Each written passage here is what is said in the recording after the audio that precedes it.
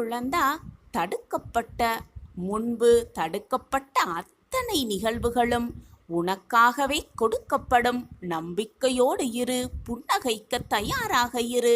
உன் கோரிக்கைகள் எல்லாம் நிறைவேறும் நேரமும் தருணமும் கூடியிருக்கிறது. நான் சொன்னபடியே, நான் உனக்கு வாக்கு கொடுத்தபடியே எல்லாம் உனக்கு சுபமாக நடக்கப் போகிறது.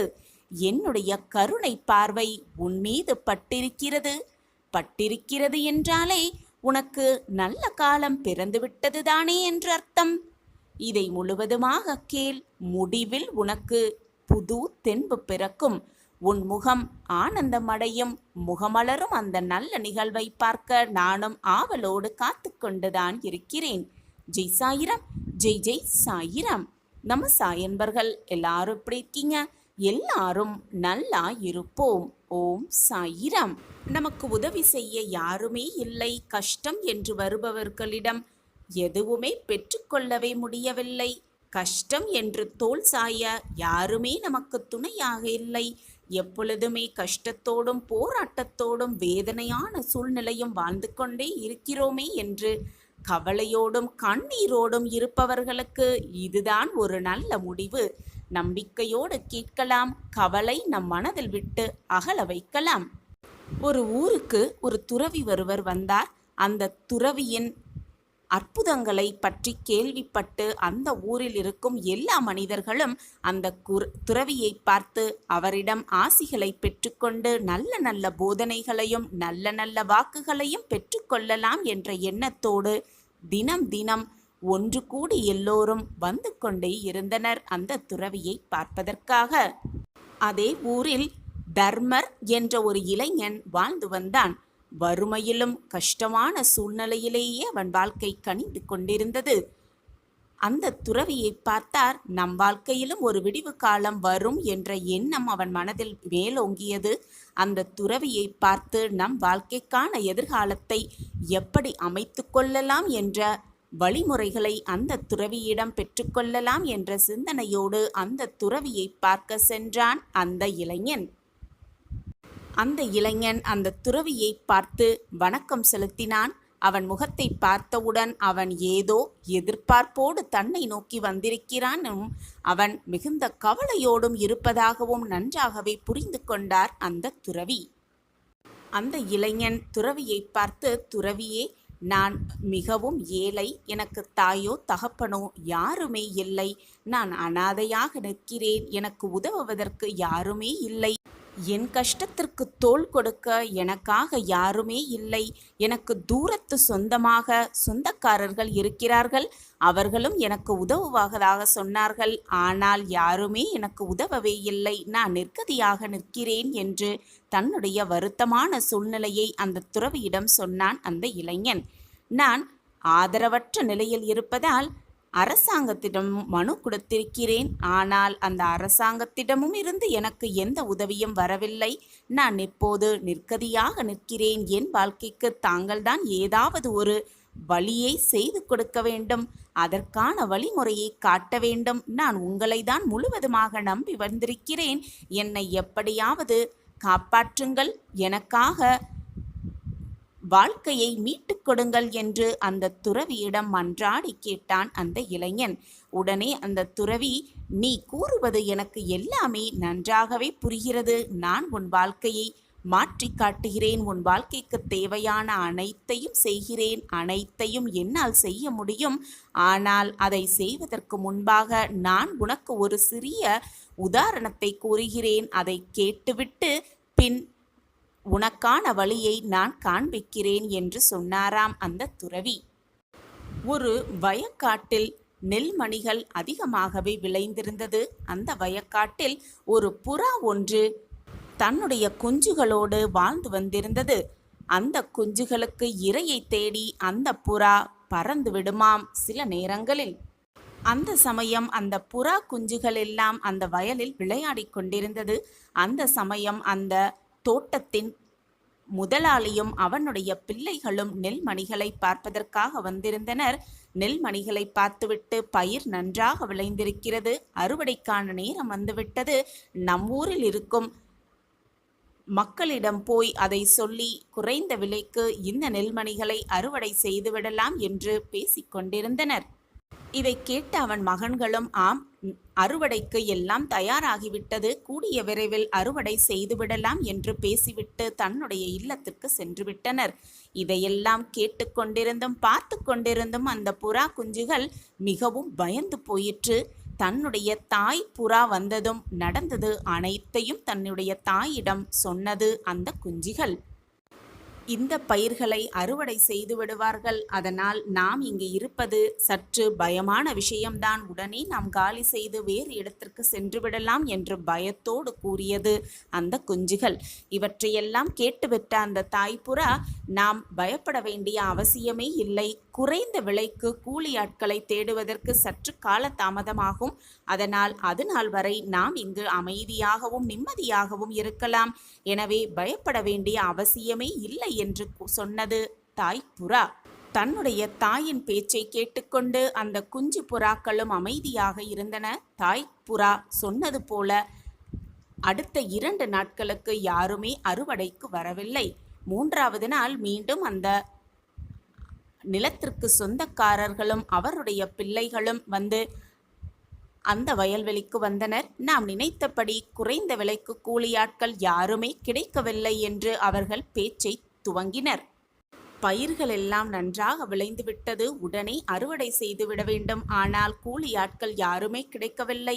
எனவே நம்மளுடைய உறவினர்களையும் நண்பர்களையும் ஒன்று திரட்டி இதை அறுவடை செய்துவிட வேண்டியதுதான் என்று அவர்கள் பேசிக்கொண்டிருந்ததை கேட்டுக்கொண்ட அந்த குஞ்சுகள் மீண்டும் பயந்து போய் தன்னுடைய தாய் புறா வந்தவுடன் நடந்தது அனைத்தையும் கூறினர்.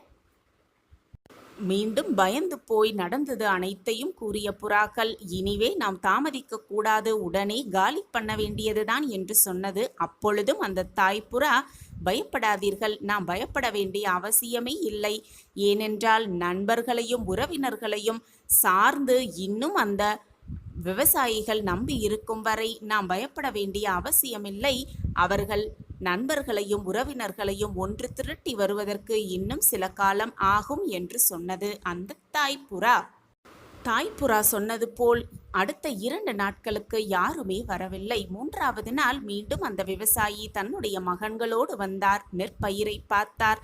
ஆனால் நெற்பயிர் சற்று கீழே சிந்தி இருந்தது, சிதறி கிடந்தது. அதை பார்த்த விவசாயி, இனியும் தாமதிக்க கூடாது, இனியும் நாம் தாமதித்தால் முதலுக்கே மோசமாகிவிடும், எனவே மற்றவர்களை எதிர்பார்ப்பதை விட நாம் 3 பேருமே சேர்ந்து இதை அறுவடை செய்துவிட வேண்டியதுதான், நாளை காலையே வந்து அறுவடை வேலைகளை ஆரம்பிக்க வேண்டியதுதான் என்று முடிவோடு வீடு திரும்பினர் விவசாயிகளும் மகன்களும்.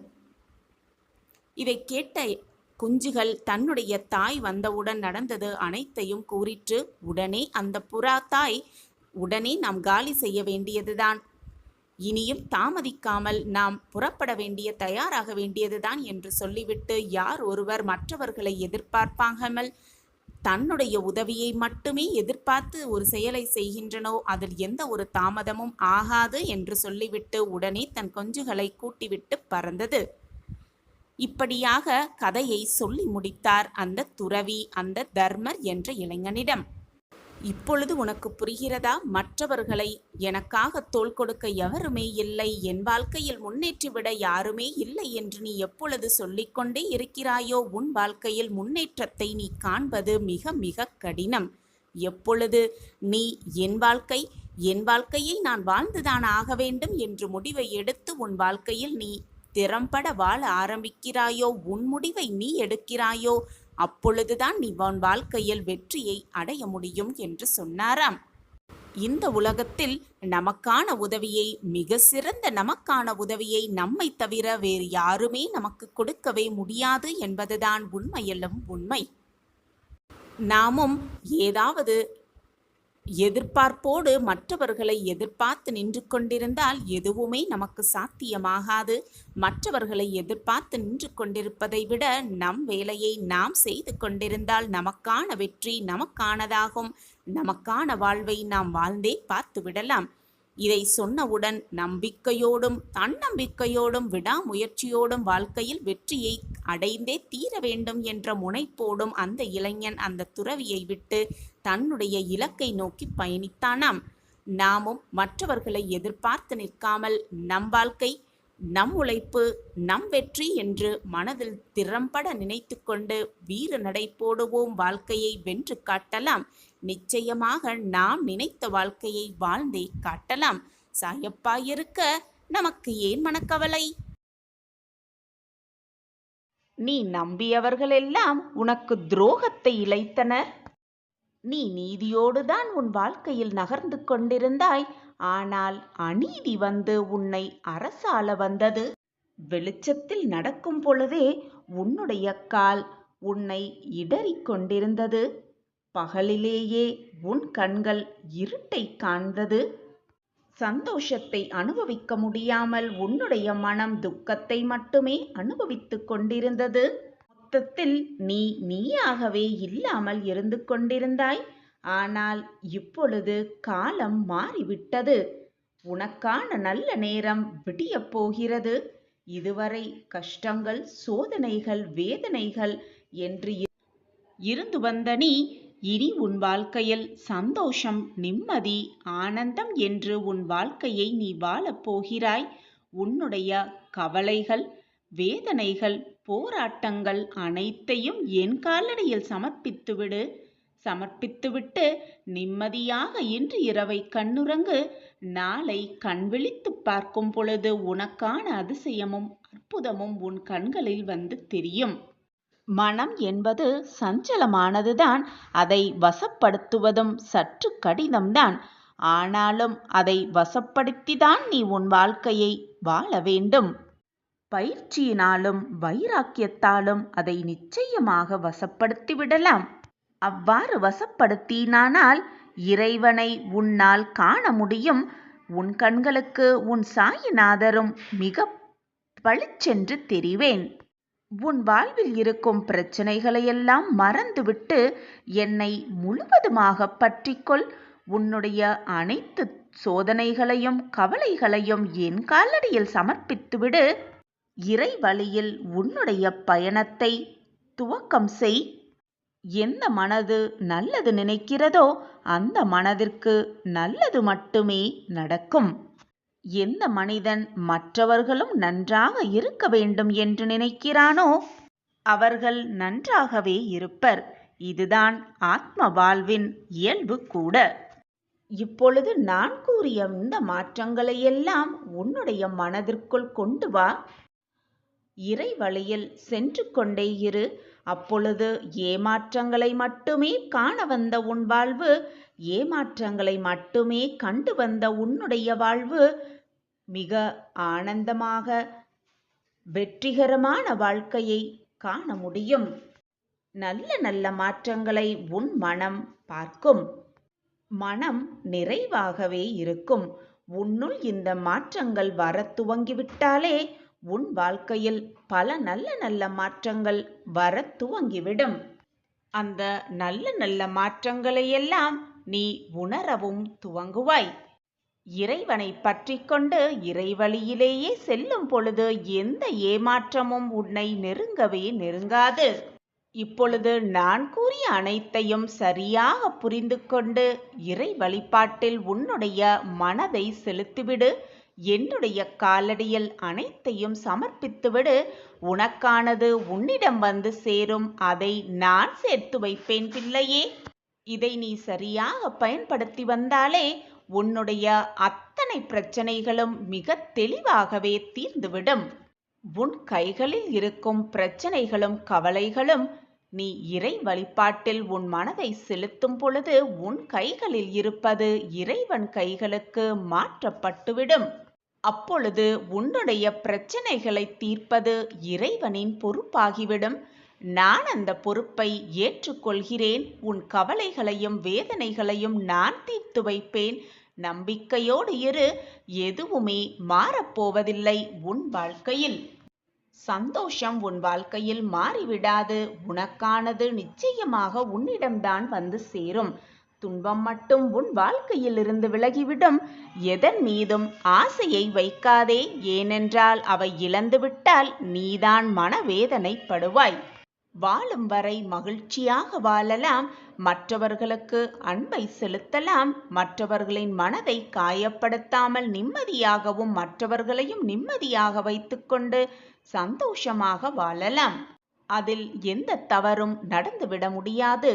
உன்னுடைய உறவுகளை வெறுத்து விடாதே, உன்னை சுற்றி இருப்பவர்களையும் வெறுத்து விடாதே. ஏனென்றால் உன் வாழ்க்கை அப்படியே நின்றுவிடப் போவதில்லை. வாழ்க்கை போய்கொண்டுதான் இருக்க வேண்டும்.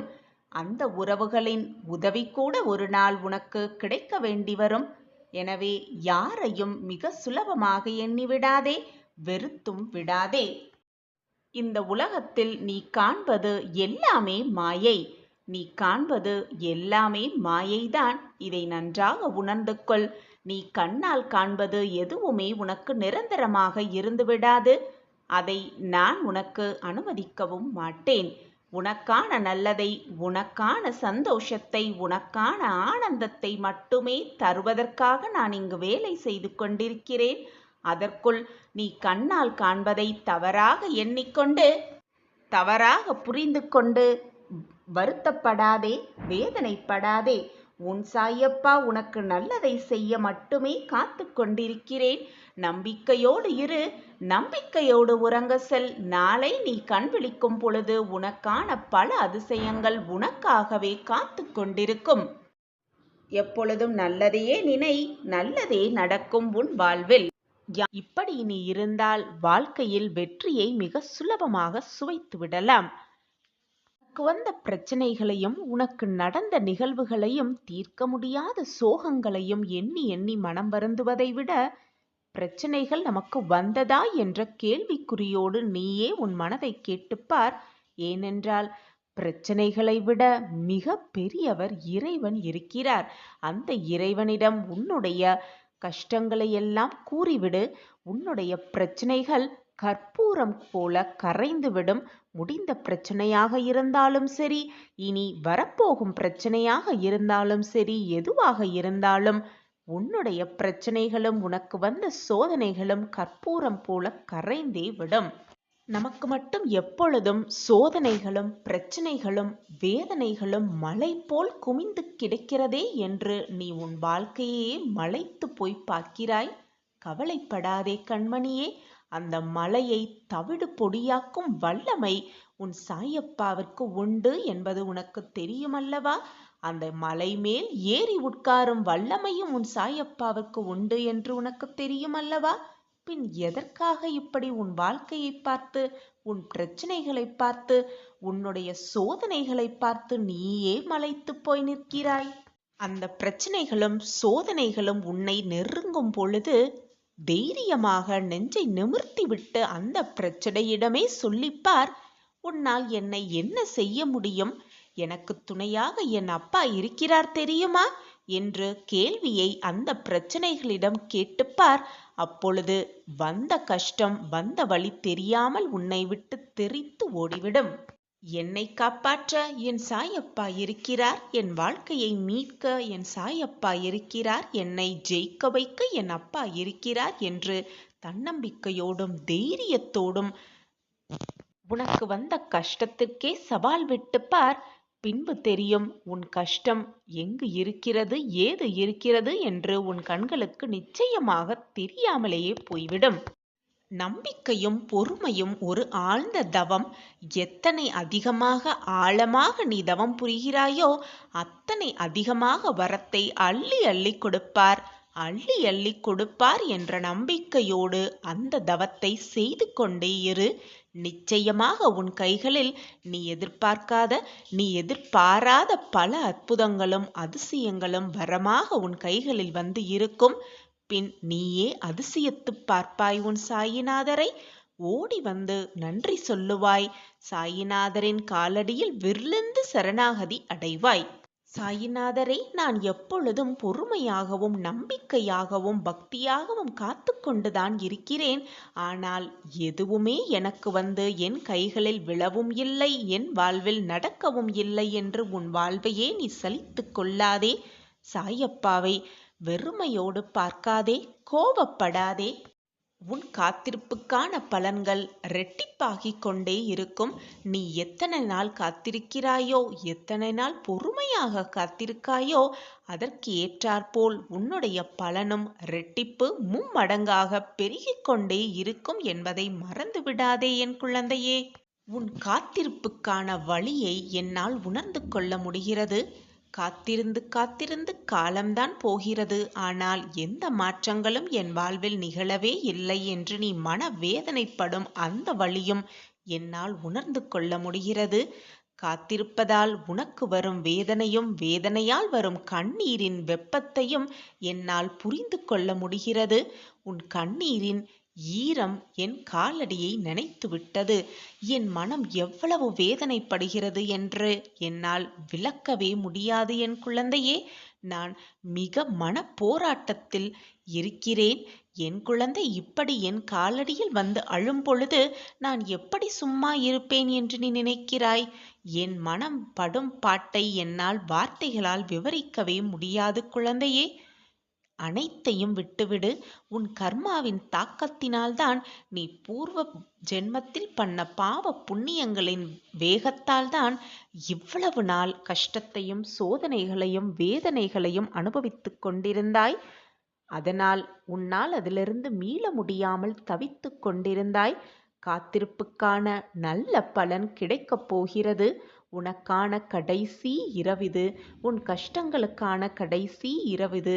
உன்னுடைய வேதனைகளுக்கான கடைசி இரவிது என்று நம்பிக்கையோடு நேர்மறை சிந்தனையோடு இருந்து பார். உன் வாழ்க்கை பிரகாசமாவதை, முன்னேற்றம் அடைவதை, நீ வாழ்வில் ஜெயிக்கப் போவதை, பல நல்ல நல்ல மாற்றங்கள் உருவாகப் போவதை எல்லாம் ஒவ்வொன்றாக உன் வாழ்க்கையில் நிகழ்த்தும் அந்த நல்ல நேரம் நெருங்கி இருக்கிறது.